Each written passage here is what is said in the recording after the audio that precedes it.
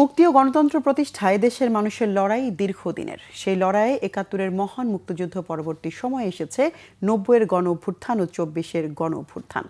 এসব আন্দোলনের প্রেক্ষাপট নিয়ে এ টকিং ট্রেস প্রোডাকশনের ব্যানারে শ্যামল বাংলা মিডিয়া লিমিটেডের সহ প্রযোজনায় নির্মিত হয়েছে এখানে রাজনৈতিক আলাপ জরুরি নামের একটি চলচ্চিত্র।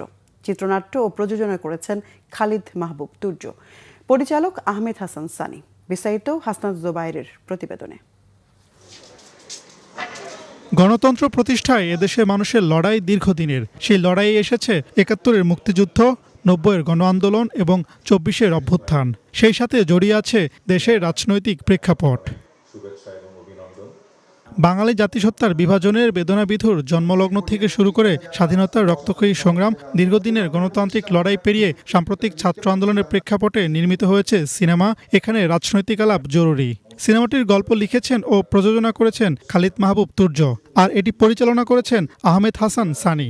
প্রেক্ষাপট হচ্ছে বাঙালি রাজনৈতিক ইতিহাস এবং আমাদের রাজনৈতিক যে বিবর্তন সেটাই তুলে ধরা হয়েছে এই সিনেমাতে, এবং ল্যান্ডিংটা আমাদের জুলাইতে। তো গল্পটা আমরা প্রথম ড্রাফট যখন পড়েছি তখন আমার মনে হলো যে গল্পটা আসলে একটু এদিক সেদিক করলে it has a lot of heart এবং একদমই বাংলাদেশকে নিয়েই বানানো।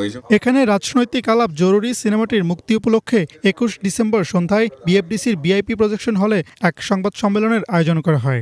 সেখানে উপস্থিত ছিলেন সিনেমাটির নির্মাতা, প্রযোজক, অভিনয়শিল্পী ও বিএফডিসি ব্যবস্থাপনা পরিচালক মাসুমা তানি এবং স্যাটেলাইট টিভি চ্যানেল বাংলাভিশনের অনুষ্ঠান প্রধান তারেক আকন্দ।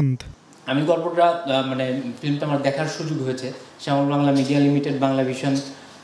এটার যে আমাদের সম্মানিত ব্যবস্থাপনা পরিচালক ইঞ্জিনিয়ার ইশরাক হোসেন, উনি একটি পর্যায়ে ওনার কাছে যখন ওনারা পৌঁছান, উনি হি বিন থ্রিলড যে এরকম ন্যারেশন হওয়া উচিত।